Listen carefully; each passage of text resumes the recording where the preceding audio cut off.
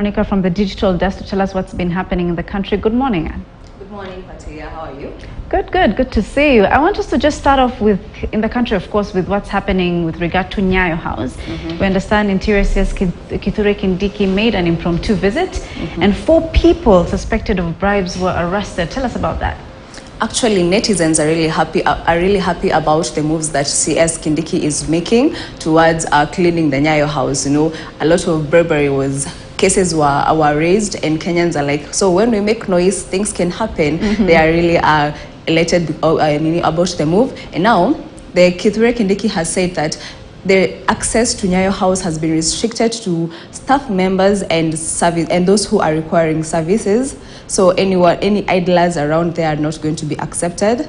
And he has also said that the passport backlog has reduced from 100,000 to 45,000, and the remaining will be cleared in 2 weeks' time, because we can see that they are also working towards clearing the backlog, because they said that they have introduced night shifts to speed up the printing of passports.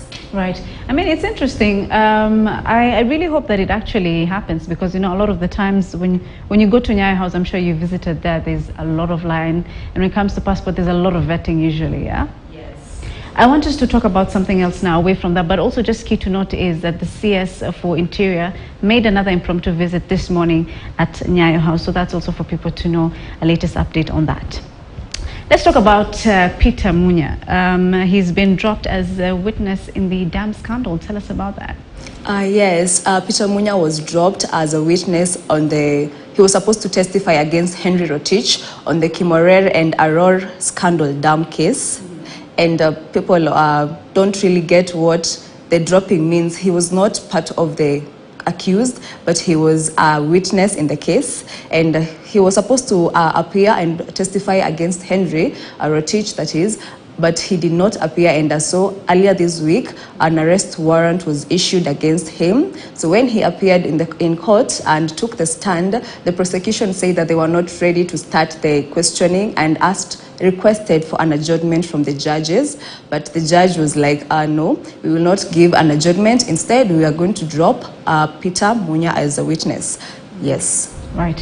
Okay, I want us to now go to regional stories here in Africa. And we understand the Rwandan president, that is Paul Kagame, has changed the military leadership structure. Of course, this is an interesting development coming of what's been happening in Niger, and the latest, of course, being in Gabon, now that the military leaders have taken the leadership role. Tell us about that.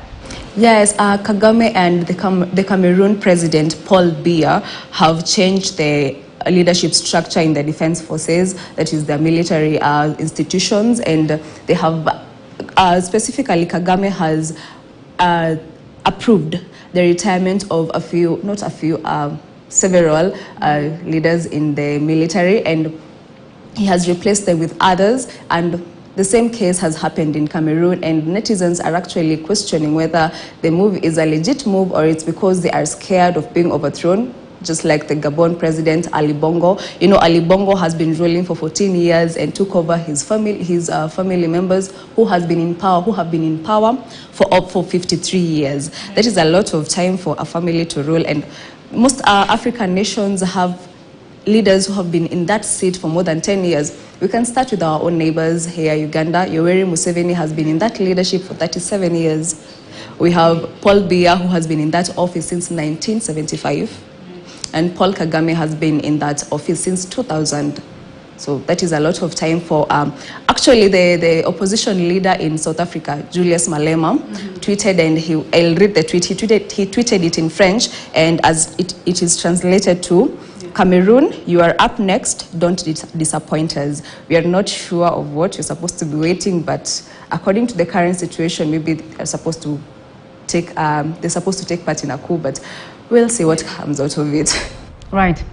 Of course, don't you think it's a trend, really, with African leaders just really staying in power for a long time? So in your opinion, maybe, do you think they're just threatened, especially now someone like Paul Kagame, who's been in leadership for a very long time?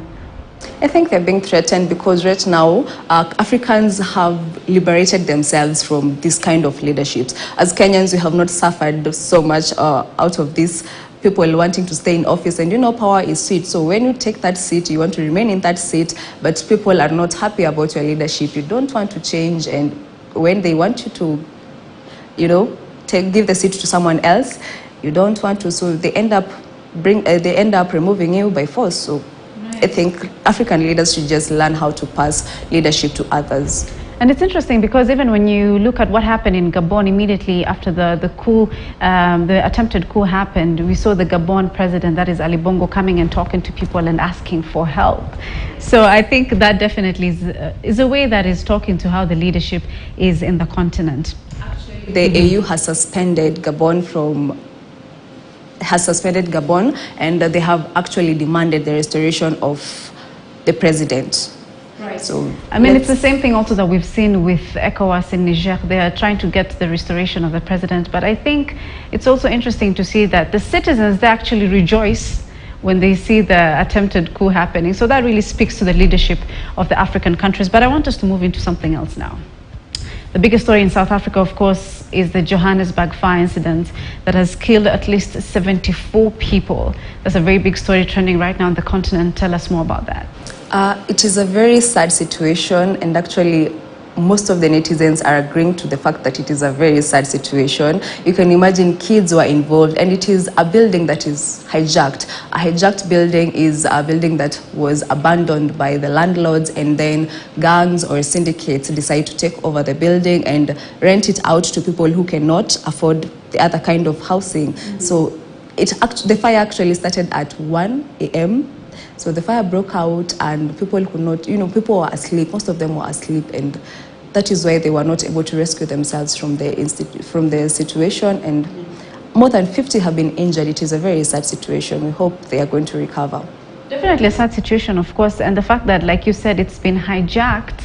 That of course leads to a lot of situations there, but let's see how that pans out. But just the final one, of course, on sports, the Formula One in Italy. So basically just wrap it up for us. Oh, Formula One is coming back this weekend. It's going to be taking part in Italy. There are going to be 3 practice sessions, and the actual race is going to begin on Sunday, September 3rd, sorry. Yeah. We hope the best driver wins, and all the best. Right, thank you. That's very interesting. That's Anne Veronica telling us about what's